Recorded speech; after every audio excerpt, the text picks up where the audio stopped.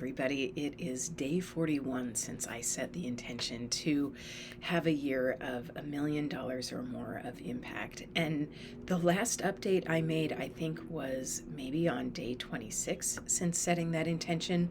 So there's been a bit of a gap. And during that time, I've been taking action I'm feeling really good about, and also I've been moving through the resistance of doubt and uncertainty, and sort of looking at the past as if it is the template for the future. So, this intention is really a manifestation. And my understanding of the process of manifestation is that you call forth this future that you want, and then you become the person who can embody that future, who can bring it forth, which involves both a lot of change, leaning in and trust in ourselves in the process, and moving through of all of the feelings and attachments and ideas that we have about ourselves that are stopping us from already having become this version of ourselves, right? So I have been in that. And what I'm really looking at is making the transition from being a person who made less than $50,000 in 2025 to being a person who makes more than $1 million in 2026. And as I say that, I feel a warm bloom in my chest. And of course, I also imagine anyone hearing that sort of having all of the doubts that I have. Like, how is that possible? How can you do that? That's not how things work. But of course, we don't know how things work. So this is a process of faith and trust and being open to the magic and miracles and mystery of existence, knowing that serendipity can happen at any time, that good luck is always on our side when we can be available to it, and that past performance is no guarantee of future results, for all that our minds cling to that and attach to it. So I've been in a season of reckoning with those doubts and allowing them to exist, and also taking the actions that feel right along the way. So I'm moving through a couple of frameworks that are about connecting more effectively with the people that I'm here to serve. And I'm developing this course that I'm calling Countercultural Entrepreneurship, because I'm feeling so lit up about entrepreneurship as a vehicle for personal freedom and for collective freedom. So if you're listening to this and you're like, ooh, I've been thinking about starting a business for a long time, Countercultural Entrepreneurship is for you. It's all about developing the faith and trust in yourself, and developing the practices, the beliefs, the habits that will support you in not only creating a business that supports you financially, but in creating a business that you love being the head of. Because money isn't enough. As I've talked about in past videos, the really exciting and motivating piece of this manifestation that I'm bringing forth isn't the money. The money's exciting. It's a wonderful proxy for the thing that actually makes me excited, which is the impact, the opportunity to make a difference.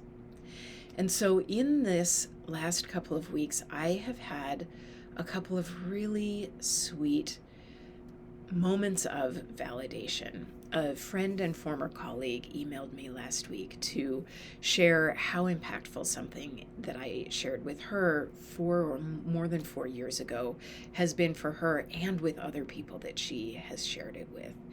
And I've had a few other people reach out with similar sort of affirmations of their appreciation of the work that I'm spreading, the energy, the perspective that I share. And so as I've been moving through doubt, I'm also receiving all of these little moments of validation. And so my understanding of the process of manifestation is, okay, we're on this path to becoming the person, the version of myself who can have, or the version of yourself who can have whatever it is that we have set our minds to. And we're becoming that person, which means allowing the old self to fall away. And that requires us to feel things that we have been avoiding feeling. And so celebrating those feelings, celebrating the feeling of doubt rather than pushing it away, welcoming it as a protective part, but not a part that knows. One of the ways that we sort of give our power over to doubt is by, or any form of resistance, is by sort of treating it like it has some secret insider knowledge with the universe that we don't have. But what if any feeling of resistance is not that secret insider knowledge, but just our nervous system, our inner selves asking a question?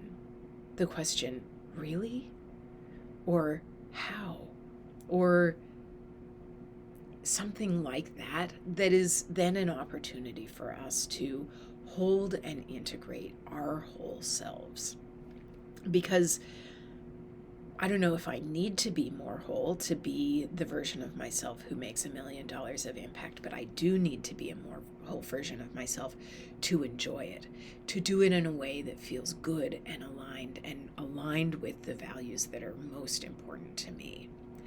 So that's the work that I'm in, and I'm sharing it with you as always because I hope that you are setting some bold intention for yourself and finding your way through the process. And I hope and intend for my process to support you in yours and to encourage you and to show the process and let you know that resistance is part of the process, that like expansion, like all forms of growth in the universe, is not a straight line. It's not like you go from here to fully expanded.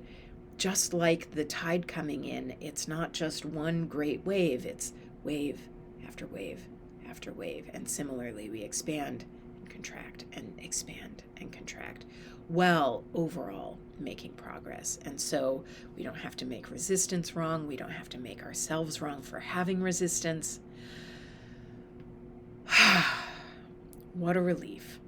We get to be exactly who and how we are in this moment and make way for ourselves to change and evolve and become on the path that we're going towards. Thank you so much for being here, my friends. More to come. I love you.